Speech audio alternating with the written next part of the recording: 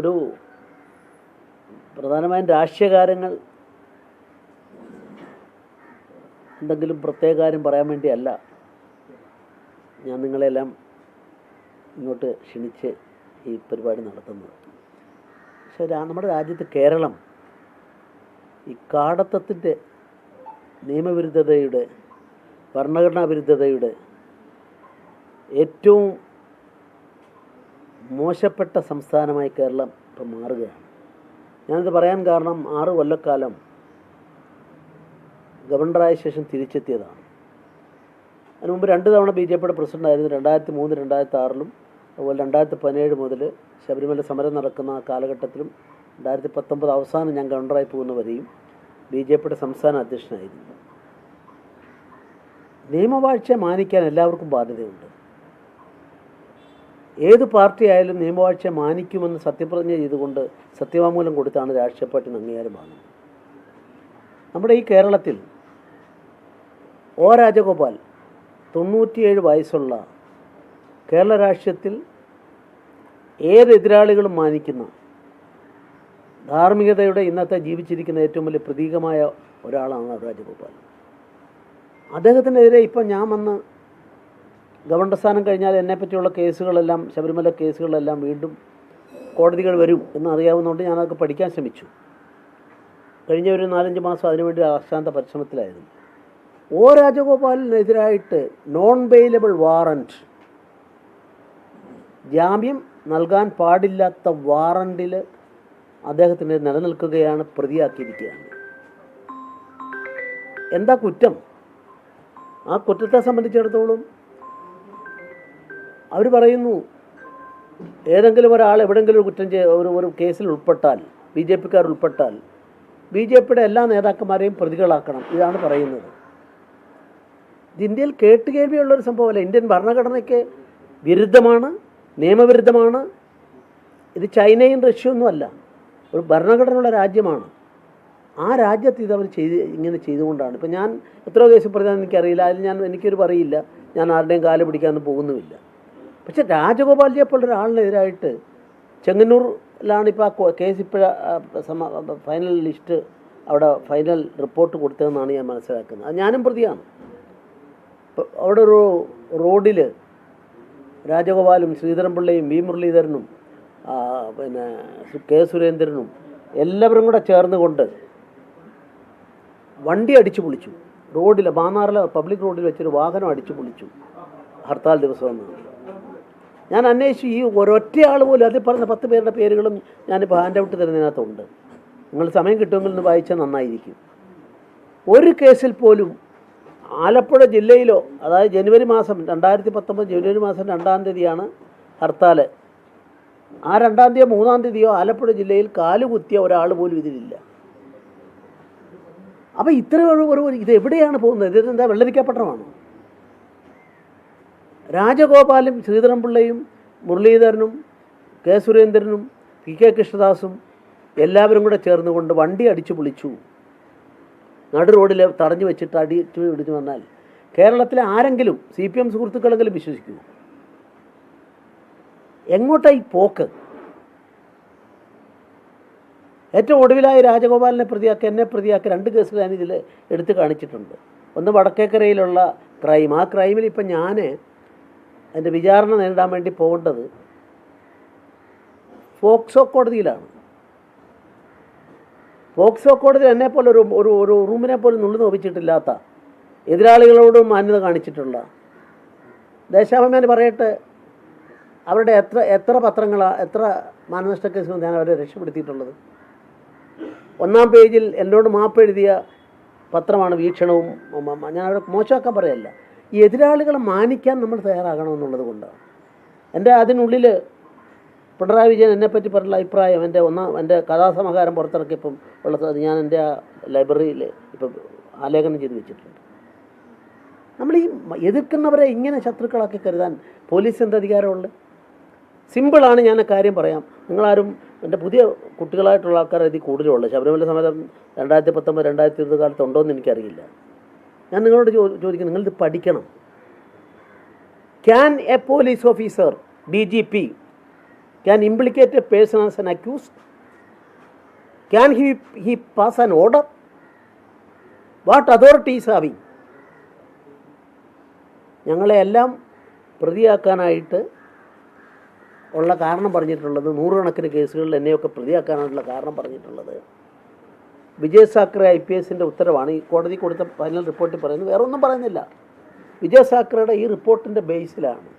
നിങ്ങൾ ആലോചിച്ച് നോക്കൂ, WPC 475/19. ഇതൊന്നും നമ്മുടെ രാഷ്ട്രീയക്കാരും മറ്റാരും പഠിക്കാത്ത ഒരു സ്റ്റേറ്റാണ് ഇതൊക്കെ, മാധ്യമങ്ങൾ പോലും.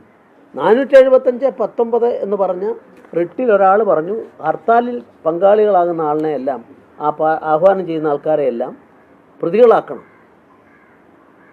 ഞാൻ ജനുവരി മാസം 2-ാം തീയതി ഹർത്താലിന് ഞാൻ ആഹ്വാനം ചെയ്തിട്ടില്ല, BJP ആഹ്വാനം ചെയ്തിട്ടില്ല. ശബരിമല കർമ്മസമിതിയാണെന്നാണ് ഇപ്പം ഞാൻ അന്വേഷിച്ച് കാണുന്നത്.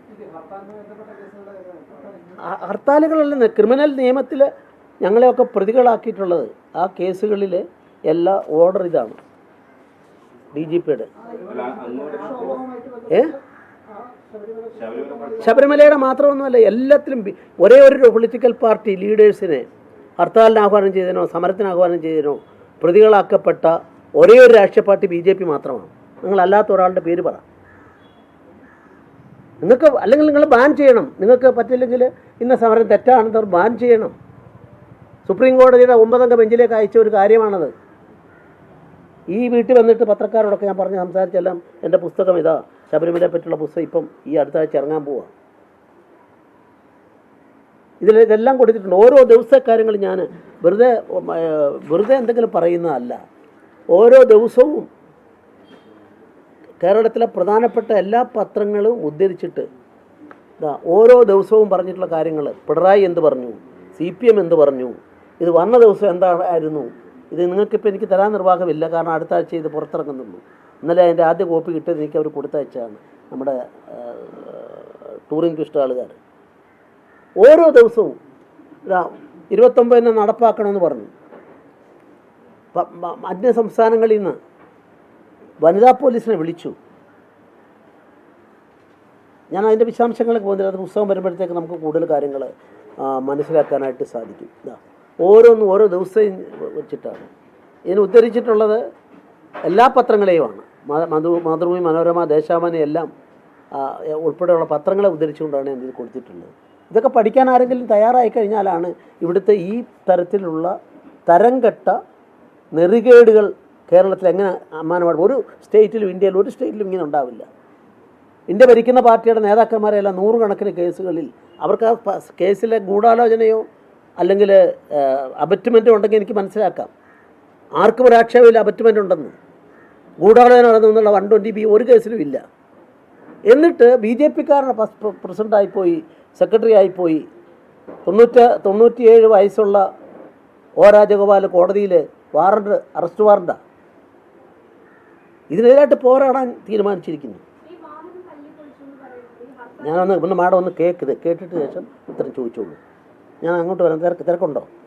എന്നാൽ ഒന്നും ഇത് പഠിക്കാൻ ശ്രമിക്കുക. ഞാൻ നിഷ്പക്ഷമായിട്ടാണ് ഈ കാര്യങ്ങളെല്ലാം പറയുന്നത്.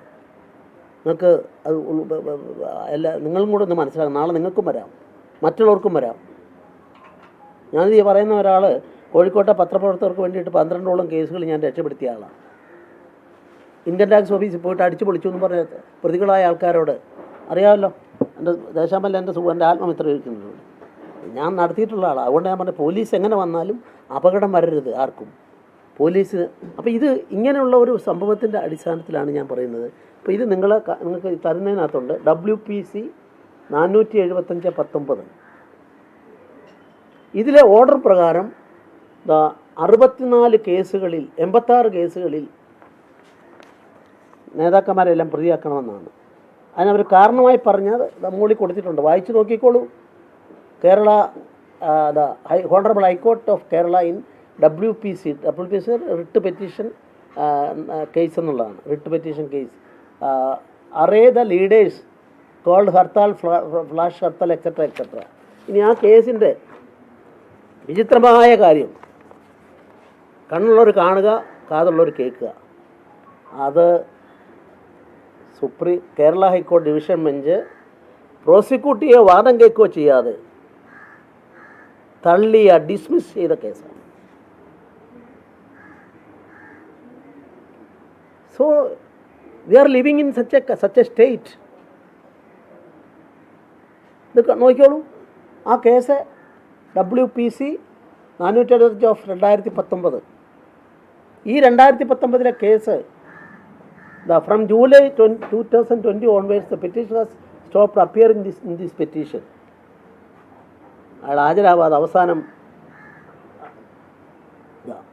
petition is accordingly dismissed of keeping the cause open. ഈ കേസിൻ്റെ അടിസ്ഥാനത്തിലാണ് DGP ഓർഡർ ആക്കിയിട്ട് ഒ രാജഗോപാലിനെയും വി മുരളീധരനെയും ശ്രീധരൻപിള്ളയെയും എല്ലാം പ്രതികളാക്കിയിട്ടുള്ളത്. 7 കൊല്ലക്കാലമായി നിലനിൽക്കുകയാണ്. ഏത് DGP എന്നുള്ളതല്ല പ്രശ്നം. എൻ്റെ വ്യക്തികൾക്ക് എന്താ പ്രാധാന്യം? DGPയുടെ ഓഫീസിൽ ഞാൻ നിങ്ങൾക്ക് തരുന്ന നിങ്ങളുടെ കോപ്പിയിലുണ്ട്, വായിച്ചു നോക്കിക്കോളൂ. ഞാൻ ഇത്രയും വൈകാരികമായിട്ട് പറഞ്ഞത് എന്താ അറിയാം, ഇതൊന്നും പഠിക്കാത്ത ഒരു സമൂഹത്തിന് നാളെ എന്ത് സംഭവിക്കുമെന്നറിയാൻ വേണ്ടിയാണ്.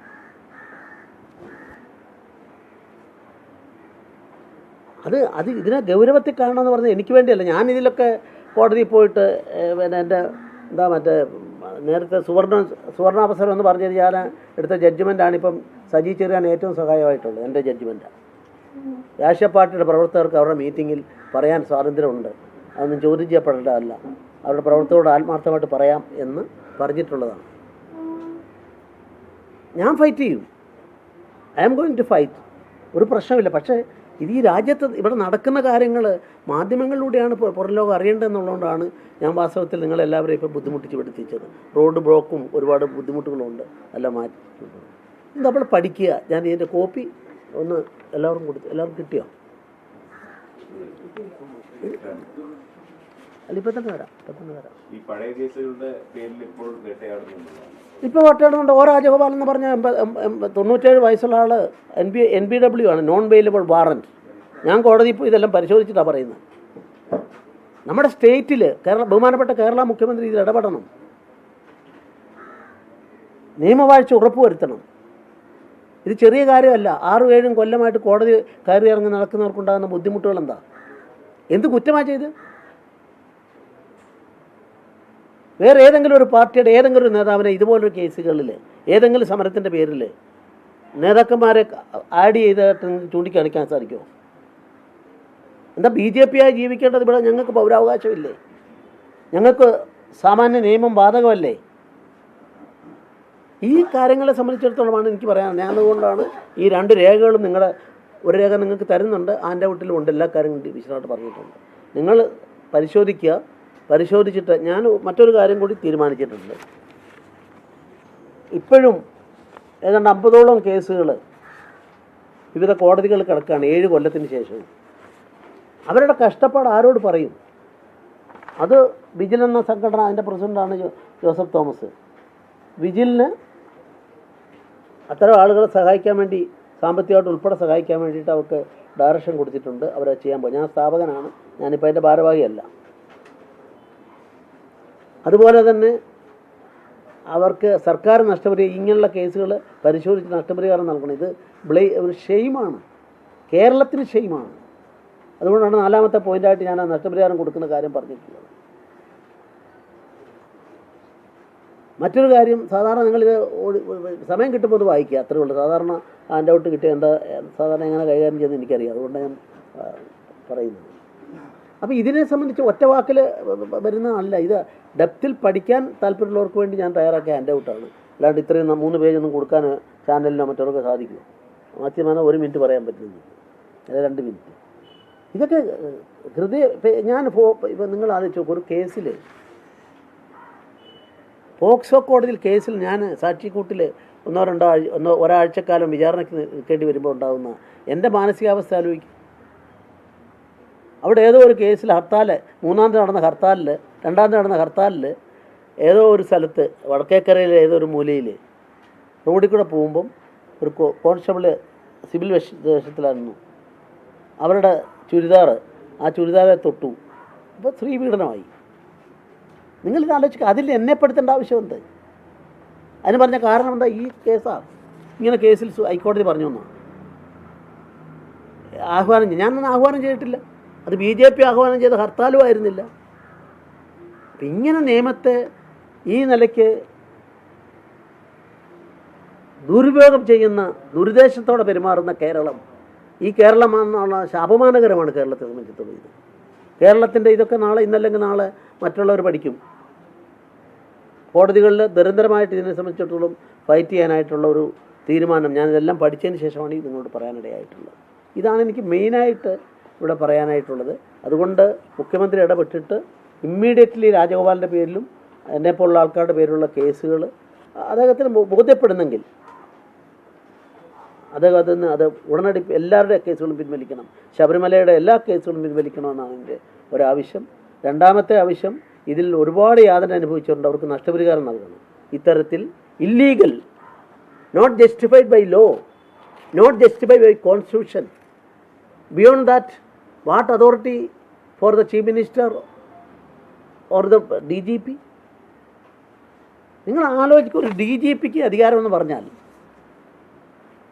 പോലീസിൽ നിന്നുള്ള രക്ഷയാണ് നിയമം. കോൺസ്റ്റിറ്റ്യൂഷൻ്റെ ഗ്യാരണ്ടിയും ഫണ്ടമെൻ്റൽ റൈറ്റ്സും എല്ലാം അതിനാണ്. അവിടെ DGP ഓർഡർ, ഉത്തരവ് കൊടുക്കുക, ഇന്ന ആൾക്കാരെ 84 കേസ് ഇന്ന ആൾക്കാരെ പ്രതികളാക്കണം. ഹൈക്കോടതിയുടെ ഡയറക്ഷനാണ്. എന്ത് ഡയറക്ഷൻ? ഞാൻ അതുകൊണ്ടാണ് അതിൻ്റെ ജഡ്ജ്മെൻറ്റും കൂടെ നിങ്ങളുടെ മുമ്പിലേക്ക് ഞാനെല്ലാം എടുത്തതിന് ശേഷമാണ് നിങ്ങളോട് പറയുന്നത്. ഇങ്ങനെയാണ് പോകുന്നതെങ്കിൽ പോലീസിനെ ഏൽപ്പിച്ചോട്ടല്ല. ചരിത്രത്തിൽ എവിടെയെങ്കിലും ഏതെങ്കിലും ഒരു സ്റ്റേറ്റ് ഇങ്ങനെ ഉണ്ടായിട്ടുണ്ടോ? ഇന്ന പാർട്ടിയിൽപ്പെട്ട നേതാക്കന്മാരെല്ലാവരും നാളെ ഒരു സമരത്തിന് ആഹ്വാനം ചെയ്താൽ പ്രതികളാകണമെന്ന്? മാധ്യമപ്രവർത്തകർ ഇത് വേണ്ടത്, മാധ്യമപ്രവർത്തകർക്ക് വേണ്ടിയിട്ട് ചോരയും നീരും ഒഴുക്കിയ ഒരാളാണ് ഞാൻ, അല്ലെന്ന് പറയട്ടെ. ഇവിടുത്തെ എത്ര കേസുകൾ, ഈ 12ഓളം കേസുകളിൽ ഈ കാലിക്കറ്റ് പ്രസ് ക്ലബിൻ്റെ ഞാനൊരു പൈസ പോലും വാങ്ങിയിട്ടില്ലായിരുന്നു, നടത്തി ഞാൻ ജയിപ്പിച്ചു കൊടുത്ത ആളാണ്. ഇൻകം ടാക്സ് ഓഫീസിന് മുമ്പിൽ നിങ്ങളുടെ പ്രൊട്ടസ്റ്റ് വന്നപ്പം അവരെടുത്ത കേസെന്താ? അതിൽ പ്രതിയായ ആളിനോട് ഞാൻ ചോദിക്കുന്നു. അന്നും ശ്രീധരപിള്ളയാണത്, അത് നിങ്ങളെ ഒരൊറ്റ ആളിനെ കഷ്ടപ്പെടുത്തിയോ? ദേശാമാനയുടെ ആൾക്കാർ ഇരുന്ന സമയത്ത് എന്നെ ലീഗൽ അഡ്വൈസറായിട്ട് പ്രസ് ക്ലബിൻ്റെ അടുത്ത് മോഹൻദാസ് ഉൾപ്പെടെയുള്ള ആൾക്കാർ, ബാബുരാജ് മോഹൻദാസൊക്കെ ഇരുന്ന കാലഘട്ടം. അതിനുശേഷം ഉണ്ടല്ലോ ഇതെല്ലാം നമ്മൾ നടത്തിയിട്ടില്ലേ? എവിക്ഷന് വേണ്ടിയുള്ള ആ കേസും നടത്തിയിട്ട് വിജയിച്ച ഒന്നിലും ജോസ് ഹാജരായ ഞാൻ പോയ ശേഷം. അപ്പം നമ്മളിതൊക്കെ സത്യത്തിൻ്റെ ട്രൂത്ത് ഈസ് ഗോഡ്, സത്യമാണ്, അത് മനസ്സിലാക്കാൻ നമുക്ക് സാധിക്കണം. രാജഗോപാലിൻ്റെ പേരുള്ള കേസ് എന്നെ തളർത്തിയിരിക്കുകയാണ്. ഞാനായിരിക്കും ഒരുപക്ഷെ അഭിഭാഷക വൃത്തിയിലേക്ക് ഞാൻ തിരിച്ച് എത്തുന്ന നിമിഷങ്ങളാണിത്. ബാർ കൗൺസിലൊക്കെ അതിനുള്ള തീരുമാനങ്ങൾ എടുക്കാനായിട്ടുള്ള അപേക്ഷ കൊടുത്തെല്ലാം കഴിഞ്ഞിരിക്കുകയാണ്.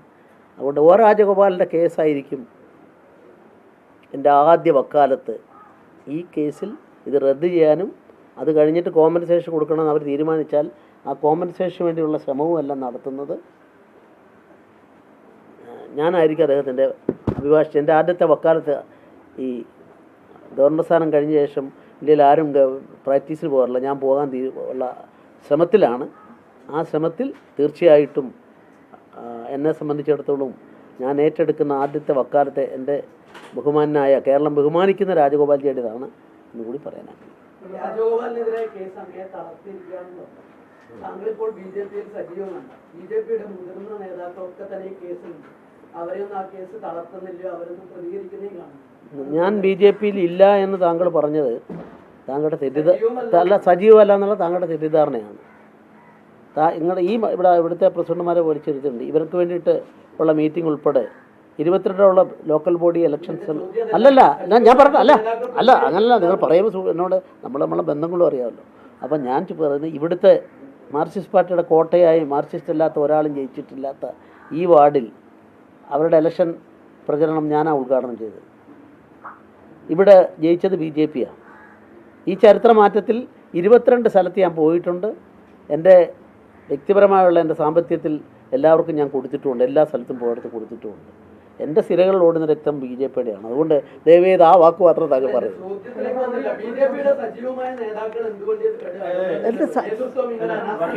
സജീവമല്ല എന്ന് പറഞ്ഞത് ശരിയല്ല. BJPയുടെ സംസ്ഥാന പ്രസിഡന്റ് ഈ വിഷയം ഇതുവരെ പ്രതികരിച്ചിട്ടില്ല. ശബരിമല സമരം ചെയ്ത K. സുരേന്ദ്രൻ പ്രതികരിക്കുന്നില്ല. BJPയുടെ ലൈം ലൈറ്റിലുള്ള പ്രധാന നേതാക്കളെല്ലാം ശബരിമലയെ ഒഴിവാക്കി കഴിഞ്ഞു. അപ്പോഴാണ് ശ്രീധരൻപിള്ള ഇതിന്റെ ഒരു ഇത്രയും ക്രൂരമായ നിയമലംഘനം നടന്നു എന്ന് പറയുന്നത്. അപ്പൊ അതിലൊരു പ്രശ്നമുണ്ടല്ലോ. BJP-യുടെ സംസ്ഥാന പ്രസിഡന്റ് എന്തുകൊണ്ട് ഇത് അഡ്രസ് ചെയ്യുന്നില്ല എന്നുള്ളത്. എൻ്റെ സുഹൃത്തെ, ഞാനിവിടെ വന്ന ശേഷം കേരളം മുഴുവൻ ഈ കേസുകളെ സംബന്ധിച്ച് ഉള്ള കാര്യങ്ങൾ പഠിച്ചു, രേഖകൾ എല്ലാം സംഘടിപ്പിച്ചു. അതുകൊണ്ട് എനിക്ക് അഭ്യർത്ഥിക്കാനുള്ളത്, നിങ്ങളിത് കഴിഞ്ഞ ആ റൂമിലേക്ക് പോകണം. എൻ്റെ പുസ്തകം റിലീസ് ചെയ്തുകൊണ്ട് കേരളത്തിൻ്റെ മുഖ്യമന്ത്രി പിണറായി വിജയൻ 4 മേഖലകളെക്കുറിച്ച് പറഞ്ഞതന്നെ ഇപ്പോൾ പോയി വായിച്ചോളൂ. രാഷ്ട്രീയം, അഭിഭാഷക വൃത്തി, എഴുത്ത്, ചാരിറ്റി വർക്ക്സ്. ഈ 4-ൽ ഏതാണ് ശ്രീധരൻപിള്ള ഒന്നാമനെന്ന് ചോദിച്ചാൽ 4-നും ഒരുപോലെ ഒന്നാമനായി നിൽക്കുന്ന ആളാണെന്ന് അദ്ദേഹം പറഞ്ഞതിൻ്റെ ഇപ്പം നിങ്ങൾക്ക് അതിനുള്ളിൽ കണ്ടിട്ട് പൊക്കുള്ളൂ. ഞാൻ അദ്ദേഹത്തിനും എതിരില്ല, ആർക്കും എതിരില്ല. നിങ്ങൾ ഈ പറഞ്ഞ ചോദ്യത്തിന് പ്രസക്തിയില്ല. കാരണം നിയമമൊക്കെ അറിയാവുന്ന ഒരാളായി ഞാൻ വന്ന് പഠിച്ച് ഇത് മനസ്സിലാക്കിയപ്പം അത് മാധ്യമ സുഹൃത്തുക്കളോട് പറഞ്ഞത് എന്താ വെച്ചാൽ ജനങ്ങളിലേക്ക് എത്താനുള്ള മാർഗ്ഗം അതേ ഉള്ളൂ. മറ്റേതിന് കോടതിയിൽ പോയാൽ എനിക്കറിയാം എന്താ ഉണ്ടാവുക എന്ന്. ഇപ്പോൾ എനിക്കെതിരായിട്ട് ഇവിടുത്തെ കോൺഗ്രസിൻ്റെ DCCയുടെ ഓഫീസ് ഉദ്ഘാടന സമയത്ത് പറഞ്ഞെന്താ, ഈ ബിൽഡിങ്ങിൻ്റെ എന്താ വാഴ്ത്തപ്പെട്ടവനായി ശ്രീധരൻപിള്ളയെ പറയണമെന്ന് പ്രസംഗിച്ചവരില്ലേ, നിങ്ങളെല്ലാം ഉണ്ടായിരുന്നല്ലോ. അതേ പാർട്ടിക്കാരാണ് എനിക്കെതിരായിട്ട്. അതുകൊണ്ടോ എനിക്കിവിടെ വന്നാൽ എനിക്ക് അതത്തെ കണ്ടറിയില്ല, അതുകൊണ്ടോന്ന് എനിക്കല്ല, വീക്ഷണത്തിൻ്റെ അയാളല്ലേ എനിക്കെതിരായിട്ട് കേസ് കൊടുത്തത്. ആ കേസാണ് ഹൈക്കോടതി ഹിയറിംഗ് ടൈമിൽ തന്നെ, ഫസ്റ്റ് ഹിയറിംഗ് ടൈമിൽ തന്നെ ഒരു 24 പേരുള്ള ജഡ്ജ്മെൻറ്റിലൂടെ പറഞ്ഞു. അപ്പോൾ ഇത് ഞാൻ പറഞ്ഞു വരുന്നത് എന്താണെന്ന് വെച്ച് കഴിഞ്ഞാൽ, നിങ്ങൾ എൻ്റെ ഇക്കാര്യത്തിലുള്ള നിഷ്പക്ഷ സമീപനത്തെങ്കിലും മനസ്സിലാക്കാൻ ശ്രമിക്കുക. നിങ്ങൾക്ക് വേണ്ടി കൂടിയാണ് ഞാൻ ഈ പറയുന്നത്.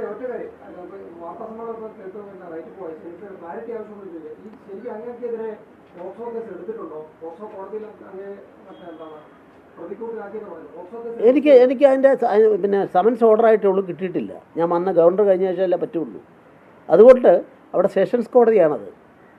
അപ്പോൾ സെഷൻസ് കോടതിയിലെ മജിസ്ട്രേറ്റ് കോടതിയല്ല, ഈ പറഞ്ഞ പോക്സോ കോടതിയിലേക്ക് ഡിസ്ട്രിക്ട് കോർട്ടിൻ്റെ അങ്ങോട്ട് കേസ് അയച്ചു കൊടുത്തിട്ട് അവിടെയാണ് വിചാരണ നടക്കുന്നത്. ആ വിചാരണയ്ക്ക് വേണ്ടി ബാക്കി എല്ലാവരും തയ്യാറായി നിൽക്കുമ്പോൾ ഞാനിപ്പോൾ വന്നതേ ഉള്ളൂ. എനിക്ക് സമൻസ് ഓർഡറാക്കിയിട്ടുണ്ട്. അത് ഓർഡറാക്കിയതിനകത്ത് 308 എന്നൊക്കെ പറഞ്ഞ വകുപ്പുകൾ സെഷൻസ് കേസുകളാണെന്നാണ് ഞാൻ മനസ്സിലാക്കി, ഞാൻ പഠിച്ചപ്പം. അതുകൊണ്ട് അത് പോക്സോ കേസ് എടുത്തൊന്നല്ല, പോക്സോ കേസിനല്ല. ഞാൻ അതിനകത്ത് എഴുതിയിട്ടുണ്ട്, ഒരു ഉറുമ്പിനെ പോലും നുള്ളി നോവിച്ചു എന്ന് ആർക്കും പറയാൻ പറ്റില്ല.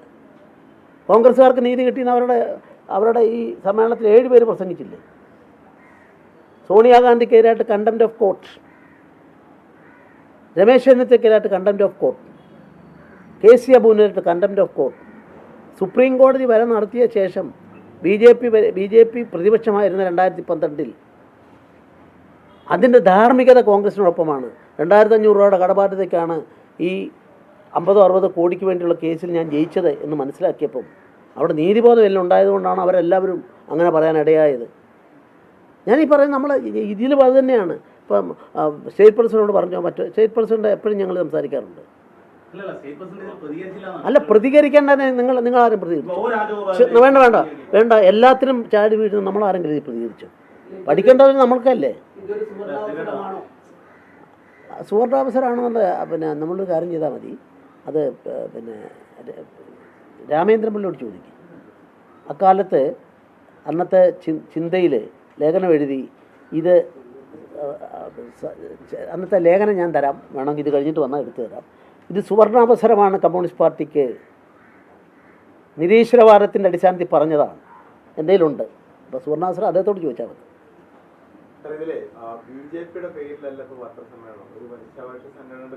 ഒന്നുമല്ല, ശ്രീധരൻപിള്ളയുടെ പേരില്ല. എൻ്റെ വ്യക്തി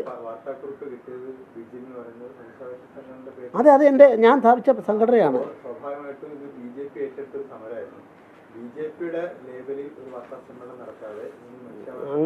അങ്ങനെ വാർത്താ സമ്മേളനത്തിൻ്റെ ബേസിക് താങ്കൾക്ക് അറിയില്ല എന്നുള്ളതിൽ എനിക്ക് സഹതാപമുണ്ട്. ഒരു പത്രസമ്മേളനം നടത്താൻ ഒരു പൗരനവകാശമുണ്ട്, സംഘടനകൾക്ക് അവകാശമുണ്ട്. ശ്രീധരൻപിള്ള എൻ്റെ വിശേഷണമാണ് ഞാൻ പറഞ്ഞിട്ടുള്ളത്. BJP ഞാനത് പറഞ്ഞിട്ടില്ല. കാരണം ഈ പുതിയ കുട്ടികൾക്കൊന്നും എന്നെ അറിയില്ല പലർക്കും. അപ്പോൾ അറിയാത്തവർ, താങ്കൾക്ക് തന്നെ അറിയാൻ നല്ലോണം, അറിയാത്തവർക്ക് അറിയാൻ വേണ്ടി ഞാൻ എഴുതിയാണ്.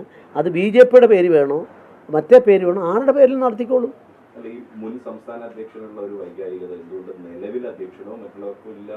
അല്ലല്ല, ഞാൻ പ്രതിയാണ്. ഇത്ര 9-10 കേസുകൾ ഞാൻ പ്രതിയാണ്.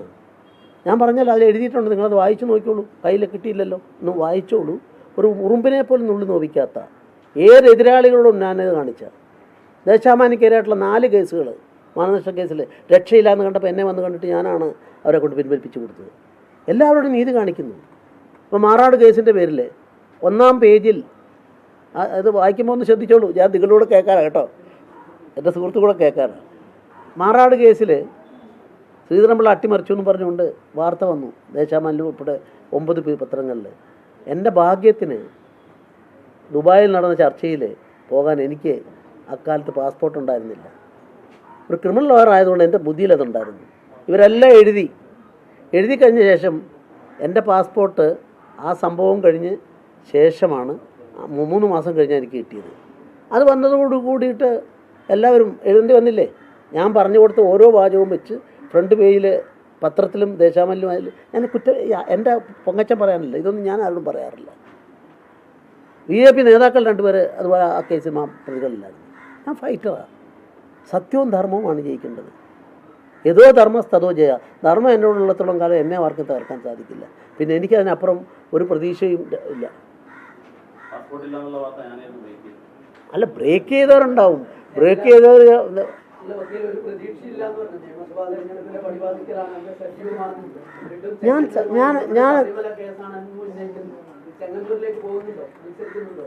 ഞാൻ എൻ്റെ പാർട്ടിയുടെ ഏറ്റവും ഉന്നത തലത്തിലുള്ള കേരളത്തിൻ്റെ ചാർജുള്ള ആൾ എന്നോട് ചോദിച്ചു.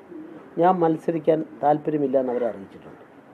കാരണം എൻ്റെ ദൗത്യം പുതിയ തലമുറ വരട്ടെ, എൻ്റെ ദൗത്യം. അതുകൊണ്ട് ഞാൻ അവരോട് പറഞ്ഞു, അതൊന്നും പത്രസമ്മേളനം വിളിച്ചു കൂട്ടി പറയേണ്ടതല്ല. അതുകൊണ്ട് ഞാൻ അതിലേക്ക് വിശദാംശങ്ങളിലേക്ക് പോകുന്നില്ല. എനിക്ക് തരേണ്ടതെല്ലാം എൻ്റെ പാർട്ടി തന്നിട്ടുണ്ട്. പറയട്ടെ, നിങ്ങൾ പഴയ ജേർണലിസ്റ്റുകൾക്കറിയാമല്ലോ എനിക്കെന്താ കിട്ടാത്തത്. ഞാൻ ഇന്ന് വരെ ഒരു കാര്യം നമ്മുടെ ഏതായാലും എൻ്റെ ധർമ്മടം എൻ്റെ ഇവിടെ പണ്ട് കാലം മുതലുള്ള ആളാണല്ലോ. ഞാൻ ഇന്ന് വരെ എൻ്റെ പാർട്ടിയിൽ ഒരു സ്ഥാനം ചോദിച്ചിട്ടില്ല, ചുമതല ചോദിച്ചിട്ടില്ല, ഏതെങ്കിലും അധികാര സ്ഥാനം ചോദിച്ചിട്ടില്ല, സ്ഥാനാർത്ഥിത്വം ചോദിച്ചിട്ടില്ല. പക്ഷേ എല്ലാം എൻ്റെ പ്രസ്ഥാനം എനിക്ക് തന്നു. ഇനി പുതിയ തലമുറ വരുമ്പോഴത്തേക്ക് ഈ വയോധികനായ ഞാൻ മത്സരിക്കുമെന്ന് പറഞ്ഞ് നടക്കാൻ വയോധികൻ ബഹുമാനാർത്ഥം സ്വയം ബഹുമാനം പറയാറ്. നിങ്ങളങ്ങനെ പറയില്ലെങ്കിലും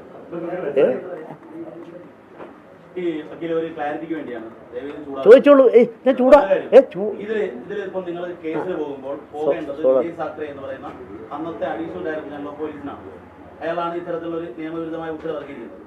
ഒരിക്കലും അയാൾ വ്യക്തി അത് പറഞ്ഞുതരാം.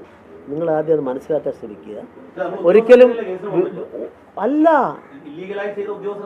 അല്ലല്ലോ ഗവൺമെൻറ് ഓഫ് കേരളക്ക് കക്ഷി എടുത്തുകൊണ്ട് നഷ്ടപരിഹാരം കൊടുക്കാമല്ലോ. മറ്റേ ഒരു ഓഫീസർ ചെയ്ത ഓഫീസർമാരാണ്. എത്ര ഓഫീസർമാരുണ്ട് ഇതിൽ? ആ പാവങ്ങളെയാണ് പിടിക്കേണ്ടത്. അവരെ യജമാനന്മാർ പറഞ്ഞാൽ അതുപോലെ ചെയ്തു. അത് എൻ്റെ ഈ പുസ്തകത്തിലുണ്ട്. ഇതിൻ്റെ എല്ലാം ഉണ്ട്. ഈ വിജയ് സാക്കറെ ഇത്രയും ശബരിമലയിൽ ദ്രോഹം ചെയ്തു എന്ന് പറയുന്ന വിജയ് സാക്കറെ ഇപ്പം കേന്ദ്ര ഏജൻസിയുടെ ഏറ്റവും തന്ത്രപ്രധാനമായ ഞാൻ അയാൾ ദ്രോഹം ചെയ്തെന്ന് ഇവിടെ പറഞ്ഞു. അല്ല, നിങ്ങൾക്ക് തോന്നിക്കോളൂ, എനിക്കങ്ങനെ തോന്നുന്നില്ല ആരെപ്പറ്റി. ഞാനൊരു വിജയ് സാക്കറെ അല്ല. ഞാൻ കഴിഞ്ഞ ദിവസം മറ്റേ ഇവിടെ DC ബുക്സിൻ്റെ ഒരു അരമണിക്കൂർ പരിപാടി ഉണ്ടായിരുന്നു. അതിന് പോയപ്പോൾ പഴയ കേരള പോലീസിൻ്റെ അക്കാലത്തെ DGP തന്നെ ഉണ്ടായിരുന്നു അവിടെ ഒരു പരിപാടി. നമ്മൾ കണ്ടു. ഞാൻ പറഞ്ഞു, what authority you are having to issue an order? അയാൾ പറഞ്ഞു, ഇത് പറയാൻ ഇപ്പോഴെങ്കിലും ഒരാളുണ്ടായല്ലോ, ഞങ്ങൾക്കെല്ലാം തോന്നിയാണുള്ളെന്ന് പറഞ്ഞു. പഴയ DGP. എന്നിട്ട് വേറൊരു കാര്യവും പറഞ്ഞു. മുഖ്യമന്ത്രി എന്നെ നന്നാക്കി പറഞ്ഞൊരു കാര്യം അദ്ദേഹത്തിനോട് അന്നത്തെ കാലത്ത് നന്നാക്കി പറഞ്ഞ കാര്യവും പറഞ്ഞു. അതുകൊണ്ട് ഈ വിജയ് സാക്കറെയോ അല്ല ദീപക് ധർമ്മടോ ഒന്നും അല്ല ഇതിലെ പ്രശ്നം.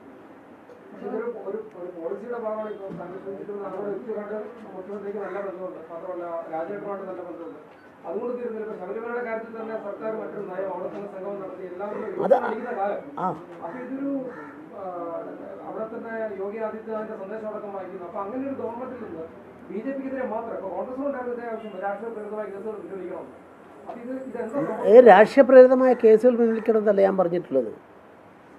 You have taken A policy. ആ പോളിസി എന്താ? ഞാൻ നിങ്ങളെ എല്ലാവരുടെയും സാമാന്യ ബുദ്ധിക്ക് മുമ്പിൽ ഒരു ചോദ്യം ഉന്നയിക്കുന്നു. നമ്മുടെ രാജ്യത്ത് ഏതെങ്കിലും ഒരാളെ ശിക്ഷിക്കാനുള്ള നിയമം ഉണ്ടാക്കണമെങ്കിൽ exclusively that right is with parliament and assembly. ഇപ്പം അന്ന് ഉണ്ടായിരുന്നത് ഇന്ത്യൻ ശിക്ഷാ നിയമമാണ്. ശിക്ഷാ നിയമത്തിൽ കേരളത്തിന് അമെൻമെൻറ്റ് കൊണ്ടുവരാൻ വേണമെങ്കിൽ ഇവിടുത്തെ സാഹചര്യം നോക്കിയിട്ട് അസംബ്ലിക്കും പാർലമെൻറ്റും അല്ലാതെ ഒരാൾക്ക് പോലും CPM-ൻ്റെയോ കോൺഗ്രസിൻ്റെയോ BJP-യുടെ ഒരാൾക്ക് പോലും ഒരു ശിക്ഷാ നിയമം നടപ്പാക്കാൻ അവകാശമില്ല. ഞാനത് അണ്ടർലൈൻ ചെയ്തിട്ട് പറഞ്ഞിട്ടുണ്ട്. ദയവ് ചെയ്ത് പഠിക്കാൻ ആരെങ്കിലുമൊക്കെ ശ്രമിക്കുക. പണ്ട് കാലത്തൊക്കെ പത്രങ്ങളിൽ നിന്നായിരുന്നു ഇതെല്ലാം കിട്ടിക്കൊണ്ടിരുന്നത്. പാമ്പൻ മാധവന്മാരും പെരുന്നാക്കയ നായരും ചുമ്മാറും ഒക്കെ ഉള്ളൊരു കാലത്ത്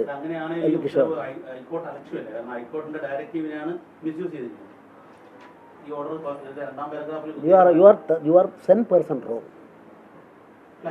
ഹൈക്കോടതി എന്താ ഹൈക്കോടതി ഡയറക്ഷൻ പറഞ്ഞു? അതുകൊണ്ടാണ് ആ കള്ളത്തരം Kerala police Kerala government policy പ്രകാരം ചെയ്തു എന്നുള്ളതുകൊണ്ടാണ് ഞാനിതാ ആ കേസിൻ്റെ അന്തിമ വിധിയുടെ പകർപ്പ് എടുത്തിട്ട് ഇവിടെ കൊണ്ടുവന്നിട്ടുള്ളത്.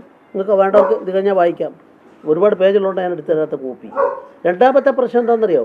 അങ്ങനെ ഒരു തീരുമാനം എടുത്തതിനെ സംബന്ധിച്ചിടത്തോളം ഈ പുസ്തകത്തിൻ്റെ 3-ാം പേജ് 3-ാമത്തെ അധ്യായം മുഴുവൻ അതാ ശബരിമല നട അടച്ചിടാൻ അഡ്വക്കേറ്റ് ശ്രീധരൻപിള്ള തന്ത്രിക്ക് നൽകിയ ഉപദേശം കോടതി ലക്ഷ്യമല്ല. ഒരു ഫുൾ പേജിലുണ്ട്, 3 പേജിലുണ്ട്. തന്ത്രി തലേദിവസം 18-ാം തീയതി എൻ്റെ മാതൃഭൂമിയുണ്ട്. 18-ാം തീയതി പറഞ്ഞു ഒരിക്കലും ഞാനിത് അടച്ചിടില്ല, ഞാൻ ശുദ്ധികലശം നടത്തില്ല, സ്ത്രീകൾ വന്നാൽ വരട്ടെ എന്നാണ് നിലപാടെന്ന് പറഞ്ഞു. അയാളെ കൊണ്ട് പിറ്റേ ദിവസം അവിടെ ഇവരെയും കൊണ്ട് 18-ാം പടിയുടെ താഴെ വരെ എത്തിയപ്പോൾ അത് സീൽ ചെയ്ത് 18-ാം പടി. ആ സമയത്ത് ഒരു രക്ഷയില്ലാത്തപ്പം എനിക്ക് വന്ന ഫോൺ കോളും ആര് ഫോൺ ചെയ്തു എന്നും എങ്ങനെ പിന്നെ എന്നെ ഗെറ്റ് ഓവർ ചെയ്തു എന്നും അപ്പോഴാണ് അദ്ദേഹം പറഞ്ഞത് ശ്രീധരൻപിള്ള സാർ ഉപദേശം തരികയാണ് ഞാൻ അടച്ചിടാമെന്ന് പറഞ്ഞു. അങ്ങനെ അടച്ചിട്ടു എന്നാണ്. പിറ്റേ ദിവസം ആയപ്പോഴത്തേക്ക് പിണറായി വിജയൻ പറഞ്ഞു അയാളെ പ്രോസിക്യൂട്ട് ചെയ്യണം. പ്രോസിക്യൂട്ട് ചെയ്തിട്ട് വന്നപ്പം സമർത്ഥമായിട്ടുള്ള ഡിഫൻസ് എടുക്കാൻ ഞങ്ങൾക്കറിയാവുന്നതുകൊണ്ട് ഞാൻ പറഞ്ഞു എന്നെ വിളിച്ചത് അവിടെ ശബരിമലയിൽ നിന്ന് വിളിച്ചത് തന്ത്രിയാണെന്ന് എനിക്ക് ശബ്ദം അറിയില്ല, ഏത് ഫോണിൽ വിളിച്ചു എന്ന് ഞാൻ പറയാൻ തയ്യാറുമല്ല, ഇതിൻ്റെ കേസ് എടുക്കാൻ പറ്റുമോ? ഇതെല്ലാം ഇതിലെ നാൾ വഴികളിൽ എഴുതിയിട്ടുണ്ട്. ഇതൊരു പോരാട്ടമാകുന്ന ഞാൻ അതിലാണ് എൻ്റെ താല്പര്യം. BJP മിക്കവാറും തെരഞ്ഞെടുപ്പിന് ജയിക്കാനും മറ്റു കാര്യങ്ങളൊക്കെ നോക്കും. വളരെ നല്ലൊരു പ്രസിഡന്റ് ബുദ്ധിപൂർവ്വമാണ് നീങ്ങുന്നത്. കേരളത്തിൽ ചരിത്രം മാറ്റിക്കുറിക്കാൻ അദ്ദേഹത്തിന് സാധിക്കും. തിരുവനന്തപുരത്ത് ഭരണം കിട്ടിയില്ലേ? നിങ്ങൾ ആരെങ്കിലും ആൻറ്റിസിപ്പേറ്റ് ചെയ്തിരുന്നു? 2004 2 പാർലമെൻറ്റ് അംഗങ്ങളെ വാജ്പേയിക്ക് വേണ്ടി എടുത്തയക്കാൻ കഴിഞ്ഞ കാലത്തെ പ്രസിഡൻ്റാണ് ഞാൻ. ഏതെങ്കിലും പത്രക്കാർ ആൻറ്റിസിപ്പേറ്റ് ചെയ്താണോ? വിദൂര സ്വപ്നമൊക്കെ അവർ കണ്ടിട്ടുണ്ടോ? Yes, everything is possible. ഇത് രാഷ്ട്രീയം ഒരു കലയാണ്, സംഭവ്യതയുടെ കലയാണ്. ആ കലയിൽ പോകാൻ സാധിക്കും. ഒരു സീറ്റ് പോലും CPM-ന് കിട്ടാത്ത പാർലമെൻറ്റ് ഇലക്ഷൻ,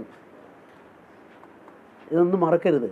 18% വോട്ട് മാത്രം CPM-ന് കിട്ടിയ പൊതുതെരഞ്ഞെടുപ്പ് കേരളത്തിൽ നടന്നിട്ടുണ്ട്. നമ്മളിതിനെ ഒന്നും മറക്കാതെ പഠിക്കാൻ, പക്ഷേ പഠിക്കാനുള്ള പുതിയ തലമുറ ഉണ്ടോ ഇല്ല എന്ന് എനിക്കറിയില്ല, ഞാൻ അതിലേക്ക് കടക്കുന്നില്ല. ഏതായാലും പയ്യന്നൂരിൽ ഇന്നലെ കേട്ടതുപോലെ അത്തരം ആളുകൾ കുഞ്ഞികൃഷ്ണന്മാരെല്ലായിടത്തും വരും എന്നെനിക്ക്, ഏതൊക്കെ പാർട്ടിയിലാണെന്ന് എനിക്കറിയില്ല, ഉയർന്നു വരും എന്നുള്ള കാര്യം സംശയമില്ല. കാരണം ഇത് സേവനത്തിന് വേണ്ടിയുള്ളതാണ് രാഷ്ട്രീയം. പൊളിറ്റിക്സിൽ people are supreme, we will are serve them. ഇതാണ് ഞാൻ അതിൽ നിന്ന് ഒരിക്കലും മാറിയിട്ടില്ല എന്ന് മനസ്സാക്ഷി കാണിച്ച് പറയാൻ സാധിക്കും. അവർ കാണിക്കുന്നില്ലെന്ന് ആര് പറഞ്ഞു? ഇത്തരം നിയമപ്രശ്നങ്ങളെ സംബന്ധിച്ചിടത്തോളം, കോംപ്ലിക്കേറ്റഡായ നിയമപ്രശ്നങ്ങളെ സംബന്ധിച്ചിടത്തോളം പറയട്ടെ, ദീപകിനെ പോലുള്ളവർക്ക് അറിയാമല്ലോ. അത് പഠിക്കാനും അതിനുവേണ്ടി പ്രത്യേക ശ്രദ്ധ എടുക്കാനും സാധിക്കണം. ചിലപ്പം ഓർഡിനറി വർക്കേഴ്സിന് സാധിച്ചൊന്നും വരില്ല, അല്ല ഓർഡിനറി ലീഡേഴ്സ് സാധിച്ചൊന്നും വരില്ല. ഏതായാലും ഞാനിവിടെ തിരിച്ചു വന്നപ്പോൾ എൻ്റെ സാറേ ഇതിൻ്റെ കേരളം മുഴുവൻ ഞാൻ ഇതിനു വേണ്ടി പോകുമ്പോൾ നിങ്ങളെ അറിയിച്ചല്ലേ, നിങ്ങൾക്കറിയില്ല. യാത്ര റിപ്പോർട്ടിംഗ് ഒന്നും പ്രശ്നമല്ല, റിപ്പോർട്ടിംഗ് കൊടുക്കാതിരിക്കാൻ നിങ്ങളുടെ സ്വാതന്ത്ര്യമാണ്.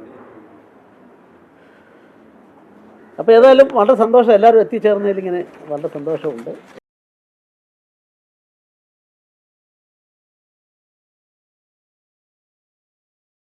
ലോകത്തെവിടെയായാലും ഏത് സമയത്തും 24 വാർത്തകളും ഓഗ്മെന്റഡ് റിയാലിറ്റി പാക്കേജുകളും എക്സ്പ്ലെയിനറുകളും വിശദമായി കാണാൻ ഞങ്ങളുടെ YouTube ചാനൽ നിങ്ങൾക്ക് സബ്സ്ക്രൈബ് ചെയ്യാം.